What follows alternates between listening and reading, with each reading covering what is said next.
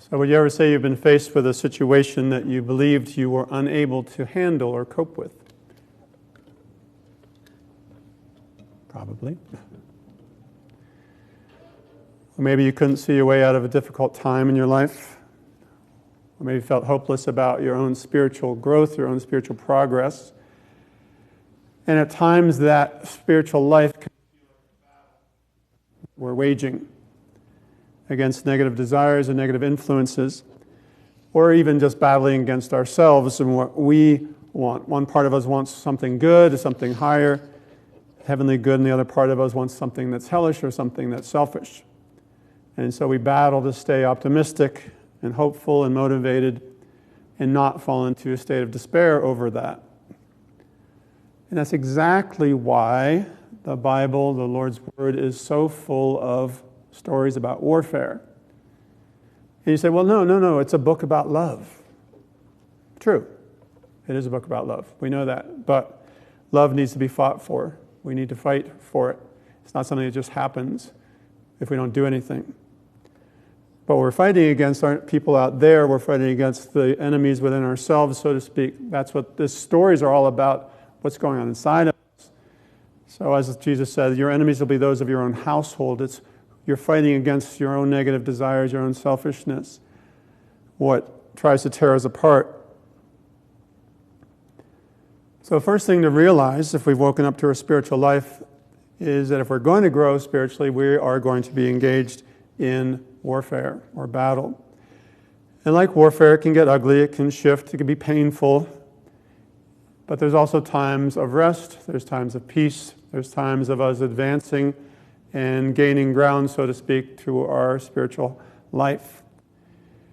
The children of Israel in these stories picture that noble side of us that wants to change, that wants to grow, that can be led to a better place. That's why they are led slowly to the promised land, because it pictures how we can be led in our spiritual lives towards a better place. And the enemies that come up, all the various enemies today, it's the Philistines, picture different enemies within ourselves that we fight against, different issues that we face. And sometimes in these stories, you'll see that the odds seem impossible. And that's just how it can feel to us as well. Example we'll talk about later, probably next week, is of David a shepherd boy going against Goliath, who's 9 feet tall, this youth going against him. Seems the odds are impossible, but yet, with the Lord's help, with the Lord being the one who fights the battle, he defeats them. Or a story of Gideon, who had 300 soldiers against the Midianites and the Amalekites and the people of the east. So not just one enemy, but 3 of them. And it said they were as numerous as locusts and as numerous as the sand on the seashore. You think, okay, that sounds rather impossible. We have 300 people fighting against those numbers. And in our story today, the children of Israel fighting the Philistines, they had soldiers, again, as numerous as the sand on the seashore is the number that's used. They had 30,000 chariots and 6,000 horsemen. And the Israelites had 3,000 soldiers that dwindled down to 600. And none of them had weapons, it said in the story. Except for Saul and Jonathan had weapons, but nobody else did. So if you were a betting person, who would you bet on? Like, well, who would I choose? These people, or they don't have any weapons, and there's 2 of them that do, 600 versus an innumerable number of people. Right? It doesn't look good for the children of Israel. But that's the point of these stories, is so we can learn that the Lord has incredible power to help us in our lives. But we can often feel that way, that it's impossible. Like we're looking at it like Saul in the story is just like, what can I possibly do? There's nothing I can do. So when you're faced with severe temptations, or maybe addiction or insidious habits, they seem impossible for us to kick or defeat. We lose a relationship that we value, or we lose health, or someone that we love gets sick or dies. How do we go forward? What can we do? Well, 2 things to realize. The first one is that the Lord can handle it. The Lord will fight for us. As David declares, the battle is the Lord's. It's not my strength that's going to do this. I can't do it by myself. And that's going to take humility on our part to recognize that and to admit it really that I'm powerless against these things. But David went off to fight against Goliath because he believed that the battle was the Lord's, and that he knew that he wasn't doing it on his own. The other thing to recognize is that it's not going to all happen at one time. We might win a battle, but the war will continue. Maybe not in such a dramatic way, or maybe it'll get a little easier or something like that, but we will continue to fight. While we're breathing in this world, we're going to continue to fight battles day by day. Lord says to the children of Israel about their enemies, which is true about us as well. He says, I will not drive them out from before you in 1 year. Little by little I will drive them out from before you until you have increased and you inherit the land. So something to accept as we journey in our spiritual life is, it's going to take time. It's not going to happen instantly. So our scene of our story for today is this huge battle where the Israelites or how are they going to deal with this enormous army where they have so many soldiers to fight against, 600 of them against this innumerable battle, or soldiers with chariots and horsemen, and they have 600 people and 2 of them have weapons. So what are we going to do? Well, the king, Saul, here's his strategy. I'm going to sit down under this pomegranate tree and do nothing. Great strategy, good strategy, bad strategy. I'd say that's not a very effective strategy. He's just going to sit there and do nothing. Which is like us when we're like, what can I possibly do? There's nothing I can do. Why bother trying? Right? You ever get that way where it's like, why bother? What can I possibly do? I try, and the same thing happens over and over again. If we have that attitude that Saul has, it can immobilize us because we're either in fear or in doubt or disbelief about the Lord's power or about our ability to do anything ourselves. We can be deceived also by faith alone, which is what the Philistine army actually pictures. It pictures that notion that we just have to trust more, we just have to pray hard, we just have to believe, and that suddenly life will get better, or that our lives will change dramatically. And it's a very powerful belief, but it's a very ineffective belief, and it's a false belief. If we do nothing, nothing will happen. We actually have to engage in warfare. We have to engage in these battles. We can't just hang our hands down and hope that things will get different. So that's Saul's plan. Jonathan, his son, had a different plan. His plan was independent of his father. He's like, he had his armor bearer with him. He says, let's just go and see what we can do. And it says this, it may be, and I love that he says that, it may be, because his door of his mind is open to possibilities. Like, it might be that the Lord will work for us. For nothing restrains the Lord from saving by many or by few. And that attitude is illustrated very well in this story. So he's like, it's possible that something can happen here. That's his belief. Because the Lord is amazing. The Lord can do whatever the Lord wants to do. The Lord has the power. So can we keep the door of our mind open that way and just go, I don't know. It's possible that this can change. So what he says is, we will show ourselves to them, and if they say to us, come to us, then we will go up, for the Lord has delivered them into our hand. So here's our strategy. We're just going to go and let them see us, and see if they say, come on up, then we'll know that's a sign that the Lord is with us. So they do that, and they say, yeah, come on up. And he says, okay, this is a sign that the Lord is here, and he's with us. Now, all right, you're going to probably question me, like, how come I don't get signs like that? Well, I think that's what happens when we trust in the Lord. We quietly read his word and pray that we'll get a quiet sense. It's not like the evil spirits who are like banging pots and pans and blaring foghorns trying to get our attention to do certain things. The Lord and his angels are subtle. Be still and know that I'm God. And you'll get that sense, that quiet sense that, yeah, this is something I can do. So they went up, Jonathan and his armor bearer, and they started fighting against the Philistines, and they killed 20 soldiers in half an acre of land, I think it said. And then the Philistine army got all confused and started to worry and started to fall on each other. They started defeating themselves. So what's the answer? They got scattered and everything went away, and the whole army got dispersed. So the simple answer of this story is, what do I do when I'm facing something difficult in my life? Do something. Do something. Find something that you can do that's positive, no matter how small it might seem. And we might say, well, no, I need to know the whole answer. Is it going to work out the way I want it to work out? Well, you don't know. You won't ever know. But if you do something, something will happen. Do something good that the Lord can bless. We have to act, and that's how the Lord can act for us.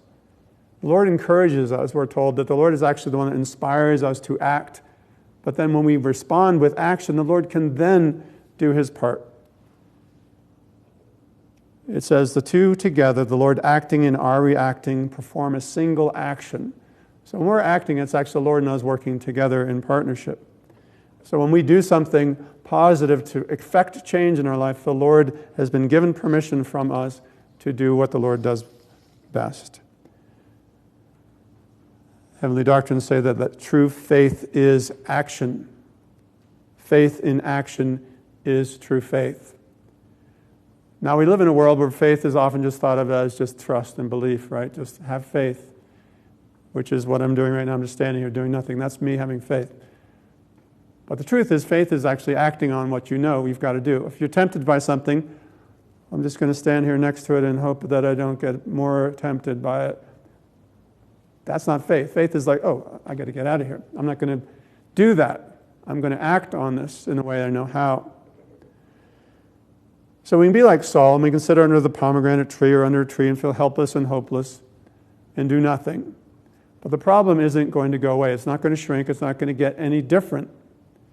Or we can be like Jonathan and make a move.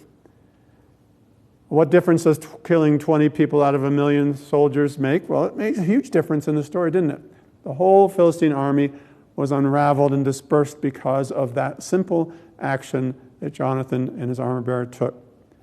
Find something positive that you can do and do it. Ask a therapist what to do. I happen to have a therapist brother, so it's convenient. I can ask him lots of questions. And he says, and I'm going to have a therapist daughter and daughter-in-law. So they're surrounding me. But ask them a question. What do you do? What do people, when they ask for advice? Just do the next good thing. What is the next good thing that you can do in your life? You don't have to solve it all. You don't have to figure it all out. So the question we ask ourselves is, what is something I can do in this situation that I'm facing? These stories, again, are mirrors of our spiritual life. So we are on a journey, much like the children of Israel were on a journey, and it took them a long time to get out of enslavement in Egypt through the wilderness to the promised land. And once they got to the promised land that's flowing with milk and honey, they still have to defeat their enemies. They're still fighting. They're still challenged. And the only enemy they never got rid of was the Philistines, because there's always that sort of hope that we have is like, if I just have that faith, that standing there doing nothing faith, that everything will work out. And it doesn't work. So it took children of Israel 40 years to get to the promised land. And 40, whenever you see it in the Lord's word, symbolizes temptation or trial. So yeah, it's going to come with temptation. It's going to come with trial. But those temptations and trials change us. Those are the things that actually change who we are. Heavenly doctrines say this: when we are being regenerated, we are not regenerated hastily, but slowly. That regeneration, or the implanting of the life of heaven in us, begins from our infancy and continues even to the last of our life in the world, and that after our life in the world it is perfected to eternity. Our life in the world is only a plane for the perfecting of our life to eternity. So even in this world, we're not going to get it perfectly either, but are we on a path? Are we on a trajectory? Are we aimed in a certain direction? Are we walking that path?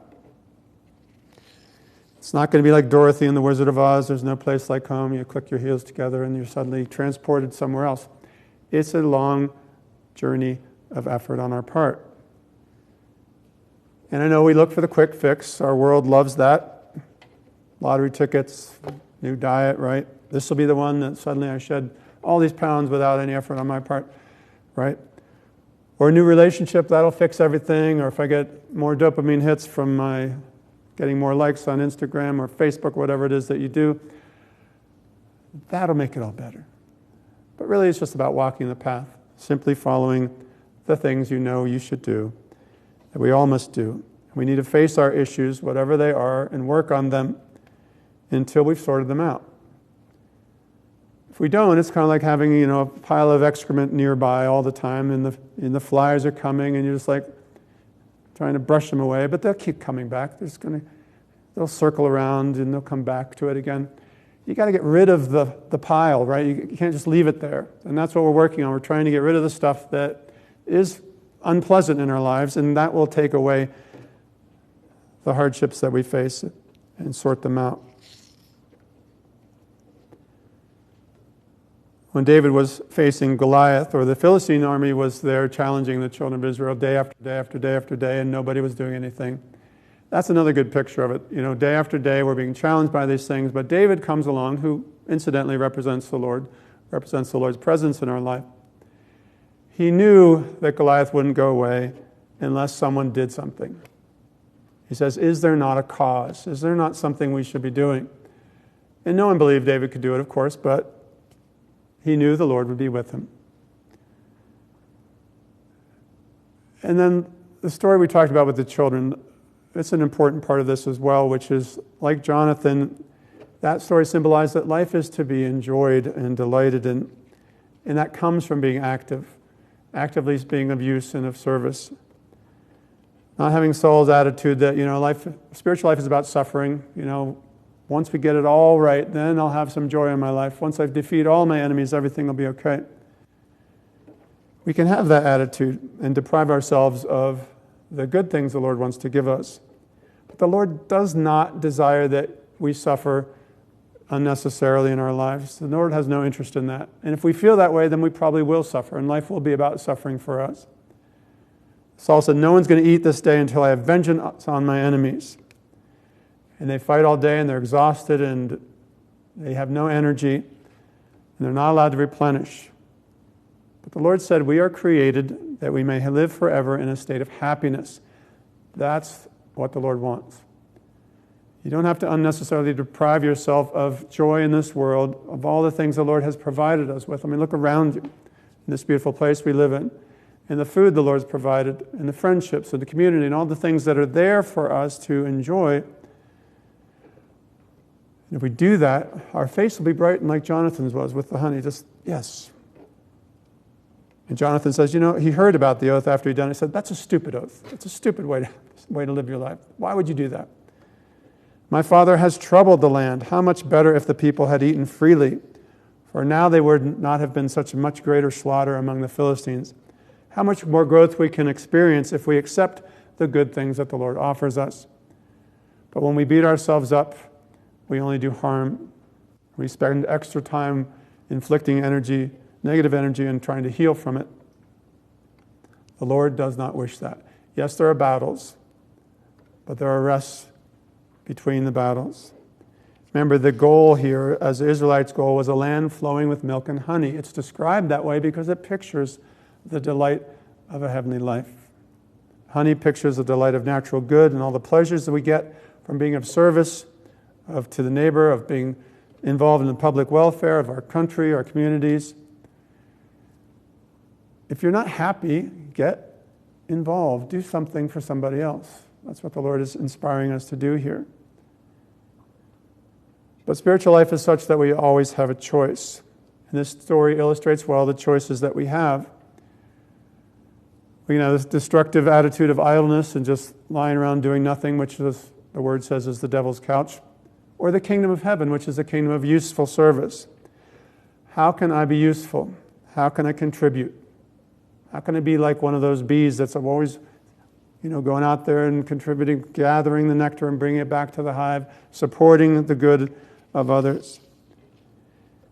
If you're one of the drones that just hangs out, hoping you'll be the one that gets to impregnate the queen, then when the season's over, you're just going to get thrown out of the hive because you're not contributing to the usefulness of the hive. They just tear the wings off and chuck them out. It's about being useful. Think about a relationship, like a marriage or a loving relationship. Do the feelings of love magically show up?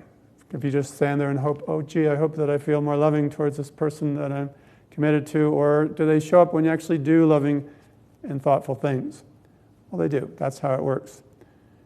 It's a mutual desire of mind and heart to do the other every good. And when we do that, it generates the feelings of love that we're hoped for.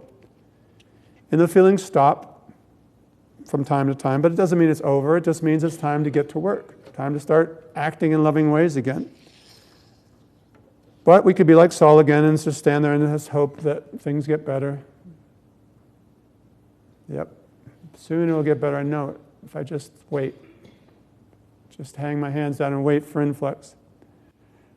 There'll be no enjoyment. No one's allowed to eat any food until I defeat all my enemies. Well, what are you doing to defeat your enemies? You're not doing anything. You're just sitting there. The Lord can handle any issue or any battle that we have, but we need to act. We need to participate in our spiritual life. And if we do that, the Lord will give us the pleasure that we're seeking, the desires, the joy that we're seeking. The Lord said, I've come that they may have life and that may have it more abundantly. And Jude 11:6 reads this, it says, latent in the affection of every angel's will is a certain inner tendency which draws the mind to accomplish something. By accomplishment, the mind finds peace and satisfaction. This satisfaction and peace produce a state of mind receptive of love, of useful service from the Lord. From the reception of this love comes heavenly happiness. Heavenly food in its essence is nothing else than love, wisdom, and useful service combined. That is useful service accomplished through wisdom out of love. Now the passage says, angelic happiness is in use, from use, and according to use. And finally, Anne Lamott writes this, that hope begins in the dark. The stubborn hope that if you just show up and try to do the right thing, the dawn will come. You wait and watch and work, and you don't give up. Amen. We bow our heads for a moment of prayer.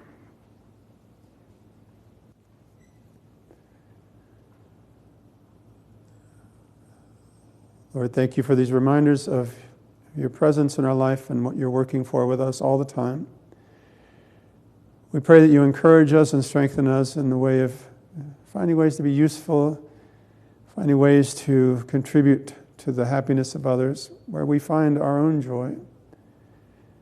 Help us to find the sweetness like that honey that comes when we are of service. Thank you, Lord.